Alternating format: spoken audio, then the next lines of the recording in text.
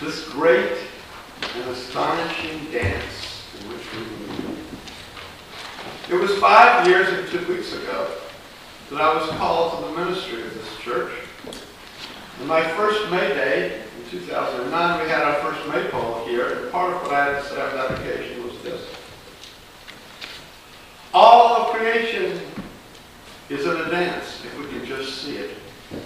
As we sit here immobile, in this room, in this apparently immobile building, on this apparently solid piece of ground, we know that in fact this piece of ground is part of a globe that is performing a perpetual pirouette on its own axis, and in the process describes a giant circular path around the sun. We know that our only natural satellite, the moon, performs a perpetual pas de deux with us at a near distance, shyly keeping the same face turned towards us at all times, either because she doesn't trust us or because she doesn't want us to see the stain on the back of her dress. We know that the other dancers on the floor include Mars and Venus and Mercury, each absorbed in its own figure, as well as Jupiter and Uranus and Neptune, each with its own coterie of swirling satellites, and Saturn, the belle of the ball, in her multicolored rings. Asteroids are constantly attempting a clumsy breakdance in their own belt, and occasionally a comet swooshes in from outside to do a do-si-do with the sun.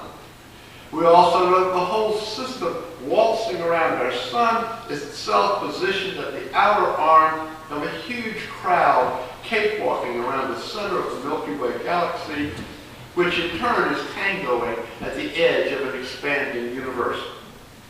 The dance was first called 13 billion years ago, and the dancers show no sign of exhaustion yet. In fact, they seem to be speeding up as the dance progresses. And it doesn't just happen at the huge end of the scale. While you are sitting in your pews, your red blood cells are performing a wild snake dance through your veins, arteries, and capillaries. Within the cells, the various parts, whose names I once knew, sashay in and out, delivering fresh, hot nutrients and taking out the garbage.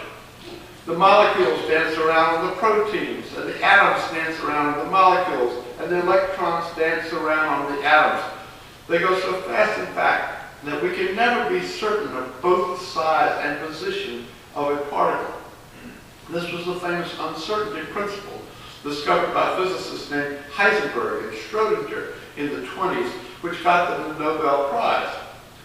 In the odd way my mind has of working, I remember this fact because at the time I took my one college course in physics, there was a popular verse form called Higgledy-Piggledy. The rules for Higgledy-Piggledy was that it was 2 verses of 4 lines each. Each line except the last had to be 2 dactylic meters, da-da-da-da-da, and one of the lines had to be 1 word. Anyhow, my physics professor won the college newspaper's prize for the best such poem with the following entry. Higgledy-Piggledy, Werner H. Heisenberg turned his uncertainty into a prize. Atoms and molecules dancing unceasingly, complementarity shielding our eyes. Indeed, all is in motion and everything changes. Despite the appearance of stability and permanency, Heraclitus said that you never step into the same river twice, but good Buddhists maintain that you never even step in once. It's not the same you stepping in the second time. At around the time that Werner Heisenberg was working out his uncertainty principle, Alfred North Whitehead was coming up with the idea that nothing ever is, rather everything is in the process of becoming. This spawned the movement called process theology, and Whitehead's students Charles Hartshorne and Henry Nelson Wyman, 2 of the foremost Unitarian theologians of the 20th century, developed elaborate systems of thought based on this insight. But the Buddha had declared 2,500 years before that everything is impermanent, and a basic source of our unhappiness is our refusal to accept this fact, our craving and clinging to things that are impermanent as if they were eternal, like our toys, our friends, our family, our houses and cars, our environment, our world, our arrangement of pews. The dance, then, is ubiquitous. In one sense, it is something that happens to us, not something we do. though we have a choice in how we react to it. The human race has probably been dancing since the dawn of prehistory, and dance is known in almost every human culture. Now, I don't know that some of you listening to these words are completely allergic to any suggestion of dancing, and there are others who, for one reason or another, do not or no longer physically dance. I'm still in love with the dance, as you know, and the music by which social dancing has traditionally been accompanied. But I think there's a larger aspect which concerns us all, those who dance and those who don't. For dance is a metaphor for reality. It used to be that religion was about seeking the eternal truth, the unchanging. This was not just an orthodox theology. One of the most radical pieces of preaching in the Unitarian or Universalist traditions was entitled The Transient and Permanent in Christianity, back in 1841, when the great transcendentalist Theodore Parker tried to sift the enduring from the transitory. Enduring was good for Parker, transitory was bad. That was then, before Darwin gave us a new view. And a lot of us now think that God evolves along with the rest of creation. A month ago, I preached 3 sermons on evil. And I questioned whether there was such a thing as absolute evil or absolute or permanent evil. It seemed to me that a truer understanding is that categories like good and evil are constantly shifting. They are part of the dance, like everything else. Take the well-known story about the Chinese farmer and the horse from the Taoist tradition. This farmer had only one horse, and one day the horse ran away. The neighbors came to console him over his terrible loss. The farmer said, "What makes you think it is so terrible? We will see." A month later, the horse came home, this time bringing with her 2 beautiful wild horses. The neighbors became excited at the farmer's good fortune. Such lovely, strong horses. The farmer said, "What makes you think this is good fortune? We will see." The farmer's son was thrown from one of the wild horses and broke his leg. All the neighbors were very distressed. Such bad luck. The farmer says, "What makes you think it is bad? We will see." A war came, and every able-bodied man was conscripted and sent into battle. Only the farmer's son, because he had a broken leg, remained. The neighbors congratulated the farmer. "What makes you think this is good?" said the farmer. "We will see." Good and evil, good and bad fortune are part of the dance, and they are absolutes. Not absolutes, but relatives. Now, one of the things that seems absolute is death.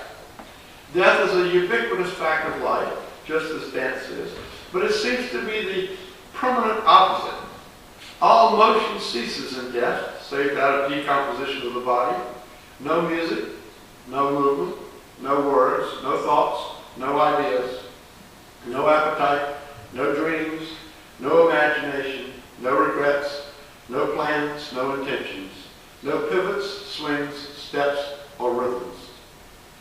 I call that 2009 sermon Dancing in the Face of Death because I believed then and believe now that one of the best stances we can take toward death is the dance.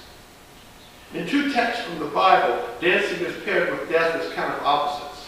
The first is the familiar passage from Ecclesiastes, a time to mourn and a time to dance. To everything there is a season. This would represent conventional wisdom. Dancing and death should not be mixed because it would be disrespectful. You mourn when you are overcome with grief, and you dance when you are swept up in joy. The second text is a passage attributed to Jesus from Luke. In the passage, Jesus is complaining of the people who have heard his good news about the kingdom of God but somehow don't get it.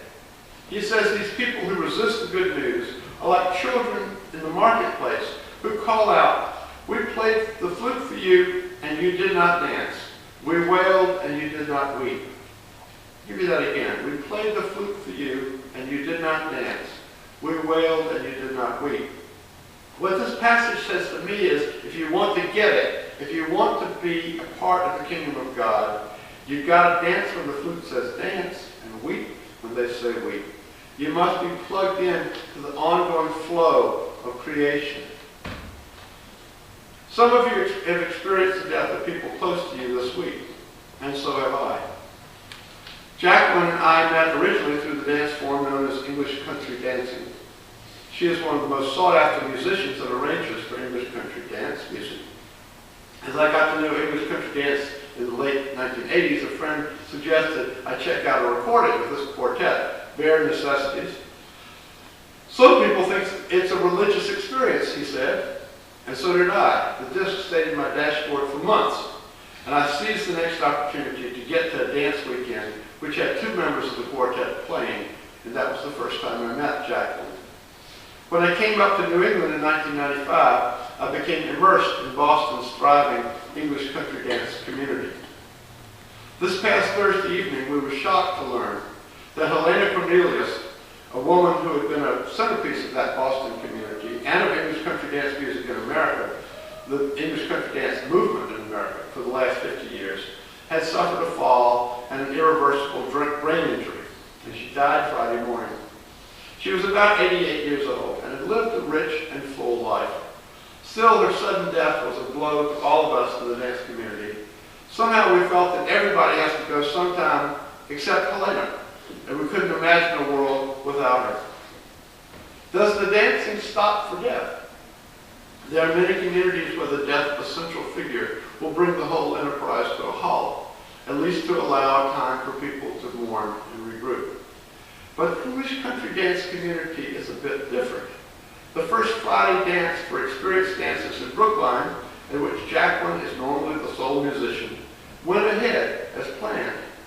I was in Boston for the day, but had a dinner invitation on the cake at a neighbor's house.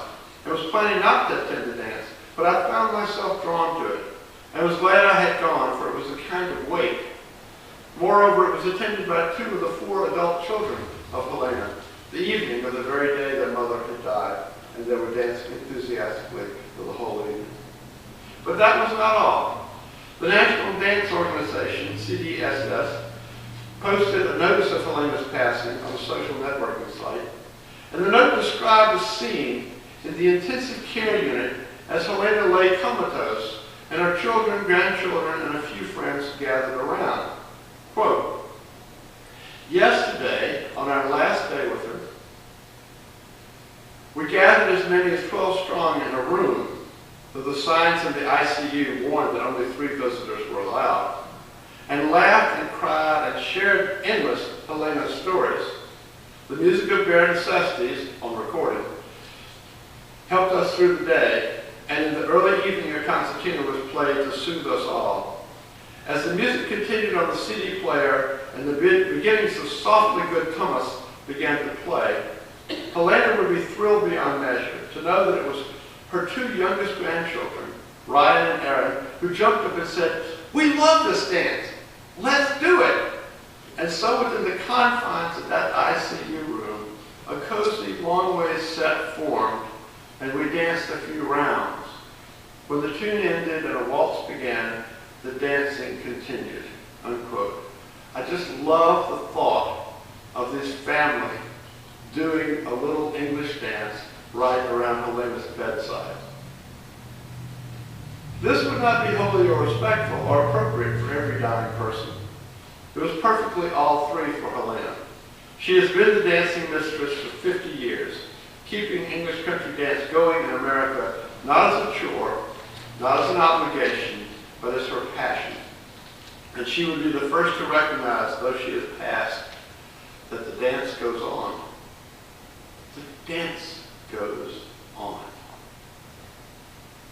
The dance goes on. The dance transcends any one individual. And it is a dance that has immortality. And how you react to it is up to you. Many of us don't have the option to physically join in at this stage of our lives, and others, though able, will not make it a priority. The hymn we just sang emphasizes that dancing is optional. Let it be a dance we do. May I have this dance with you? But at its best, dance gives you a chance to join in with something larger than yourself, and something that will transcend your own individuality and even your lifespan. Are you at the end of your rope? Many of us in this congregation, as many people I know around the country, are just holding on by a fingernail. Life sometimes deals us a hand so bad we're sorely tempted to fold all together. Some of us didn't make plans. Others had the plans we made get thwarted. We've lost loved ones. We've been saddled with medical problems, with disabilities. We can see the sand straining from the hourglass. Sometimes, as the blues song says, if it wasn't for bad luck, we wouldn't have any luck at all. If you're feeling like that, it's good to remember that life isn't one thing. It's an alloy, a tapestry, a compound of the good and the bad, of the light and the shadow. William Blake reminds us that joy and woe are woven fine. Life is a tapestry, and the cloth needs both the warp of joy and the weft of woe in order to be a whole cloth. One depends on the other. The spiritual path in Buddhism and Hinduism, broadly speaking, is the overcoming of dualisms. Through meditation and mindfulness, through reflection on the experiences of your life, you learn that whatever opposites you want to contemplate, good and evil, night and day, light and dark, life and death, are two aspects of the same thing. The opposition is in our minds, not in the reality out there. Dancing and death. Certainly there's a time and a place for grief to be experienced in stillness and even in solitude or in weeping. And there are many occasions where in the cultural context a dance could be taken as a dishonoring of the dead. But acceptance of grief does not have to be a negation of life. We can dance with tears in our eyes. We can affirm the dance as something we hold on to in the face of the terrors of the unknown. It's a matter of opening up to something larger than ourselves, when we can embrace the height and the depth of life, when we can know its most ebullient joys and its most searing tragedies, when we can hold in one heart at one moment both the fineness of the dance and the finality of death. We stretch our capacity. We make our souls more elastic. We break through the armor that our fears have built around our vulnerability, and we give ourselves the precious gift of feeling the world in all its wonderful and terrifying plenitude. Something of this spirit was captured by the English Quaker Sidney Carter when he made Jesus the Lord of the Dance in his great song by that name. Jesus dances in the morning when the world was begun, and he dances in the face of misunderstanding and fear generated by those who can't accept his message, and finally he dances even at the cross. Here is dancing portrayed as a victory over death. They buried me, but I leapt up high, for I am the light that will never, never die. I live in you, and you live in me, for I am the Lord of the dance, said he. They buried my body, they thought I was gone, but I am the dance, and the dance lives on. The dance lives on, my friends. We are called to the dance of life, even in the face of loss, even in the face of deep defeat, despair, and even death. This is summed up so well in the words with which I take my sermon title. The words of my wise colleague, Kathleen McTee, who was for many years a minister in New Haven, Connecticut, and now heads the Social Justice College of the UUA. Let's turn to 706 and read it together once more as an institution first.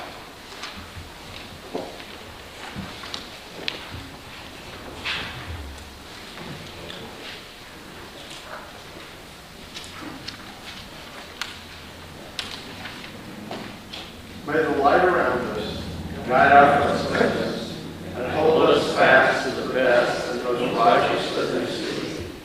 May the darkness around us nurture our dreams and give us rest so that we may give ourselves to the work of our world. Let us seek to remember the wholeness of our lives, the weaving of light and shadow in this great and astonishing